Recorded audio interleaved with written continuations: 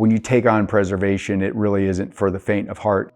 And you can't do it because you're looking for some type of investment in return, because you will never get that investment back in terms of the money that you've put in, but hopefully you get that back feeling like you've done your part in terms of helping to save these types of homes. My name's Trey Berry, and we are at the Richard and Charlotte Henrich House in Barrington Hills, Illinois.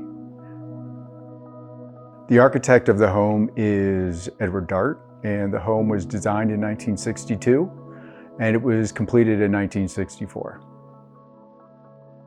Edward Dart was a graduate of Yale University School of Architecture, where he studied under some of the most notable modernist architects of the time, such as Richard Neutra, Eero Saarinen, Paul Schweikar, and Louis Kahn. I would say that he was a large admirer of Frank Lloyd Wright as well, but Edward Dart's style of modernism was uniquely his own. It was very much influenced by the likes of Wright and some of his professors. When it came to his own design, it was quite unique. Dart started his career, he found his roots in the Chicago area. His sister lived in the area at the time. And he began his career working for Paul Schweikar for a few months, his former professor. He only worked for him for a short time before he really found that he wanted to do his own design for his own clients, and so went off on his own to become a sole practitioner. There are a few characteristics of Dart's architecture that really play out here at Henrich House. What was unique about this particular assignment was that he designed for a family, the Henriches, who had moved from Bloomfield Hills, Michigan. Up until probably Henrich House, I would say that Dart designed primarily single-level, low-level, modernist designs. In the context of this particular design task, he got outside a bit of his comfort zone in that he had to accommodate what was here in the existing land. In doing so, in this particular case, he focused on the volume and the height much more than he had in other designs in the past. This probably challenged him in a unique way, and it allowed him to potentially adopt some of the design characteristics that you can see very prevalent in Louis Kahn's own design.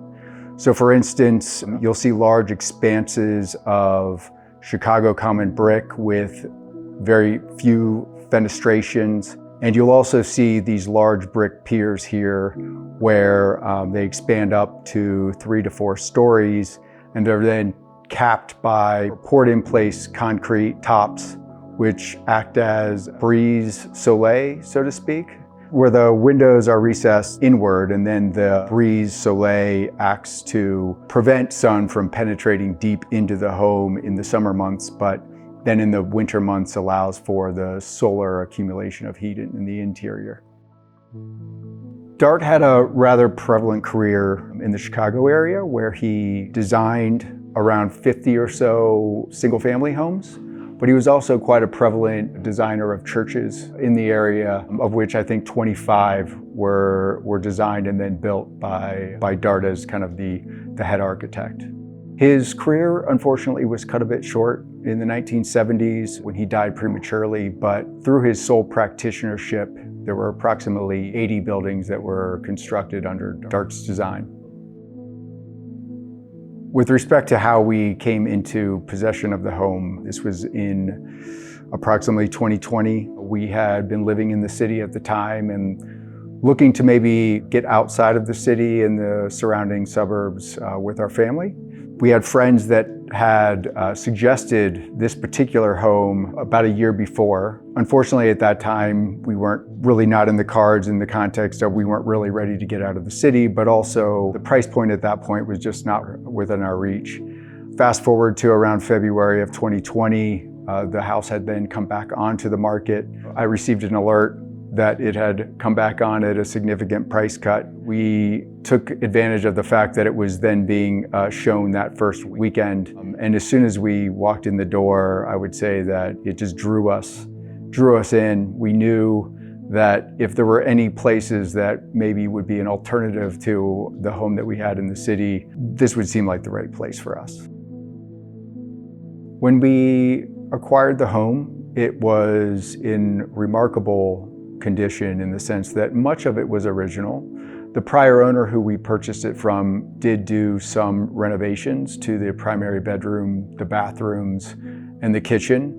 I will say that those were very tastefully done. They were of impeccable quality, but it just didn't fit the original intent of the home. When it comes to our architectural heritage, there aren't a lot of protections today. Most of the efforts that go to saving architecture, especially modernist architecture, are done because people really want to devote both time, effort, and resources and investment into either trying to restore or trying to maintain these pieces of art. So for me, I felt that I could potentially give in that sense, even though it would be a small investment from me and my family in the context of saving just one single house or trying to bring more awareness to this particular architect. It was something that I find that I'm very passionate about, and I think others appreciate when you take that kind of interest in, our cultural heritage, in particular in the modernist movement, trying to protect these homes that are now 60, 70 years old.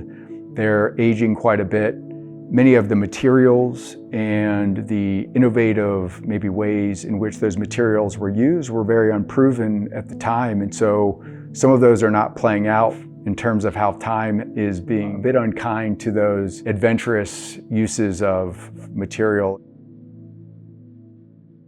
When you enter the home, you kind of get this sense that there's something beyond just what you see immediately. And when you look straight ahead, you see this large span of glazing that kind of draws you into the outside and the lake beyond. And to your left, there's a closet, but you can kind of see over the closet. And so you know that there's space beyond that, but you can't see it. And so what's really unique is that the window kind of draws you further into the space. And then I would say that Dart creates a number of senses of, or moments within the home, in that as soon as you kind of breach the threshold of where the closet is, you then are drawn immediately to the outside with this amazing expanse of glass that just looks out into the forest and the lake. And then that draws you into the sunken living room. And then you see this massive fireplace that really is the heart of the home here. Very much like Frank Lloyd Wright. When you look up in the foyer, you see catwalks that traverse from north to south as opposed to closed off hallways. And so that gives you a sense that there's greater volume that extends upwards. On the second floor are where the bedrooms are located. And then on the third floor, there's a roof deck, an office space, and the office space is really the only room on the third floor that overlooks the entire lake, which is quite remarkable feeling up there. One of our main goals was to bring more awareness to the architect, Edward Dart, and through that, I had time to do quite a bit of research on the home, and it was through that research that brought me to the Henrich family, who at this time live in Arizona. I had reached out to a real estate agent who had recently sold a house for one of the sons, and he connected me with the son. I explained who I was and that we had recently purchased this home, and he in turn connected me with his mother, Charlotte. It was through that engagement that really was the beginning of our family creating a rather unique, very interesting and loving relationship with the Henrich family. And what was really interesting was that Charlotte Henrich in particular, was able to provide an extraordinarily robust amount of context to the family as they worked with Dart, what their aspirations were in terms of building this home uniquely. what her contributions were to the home.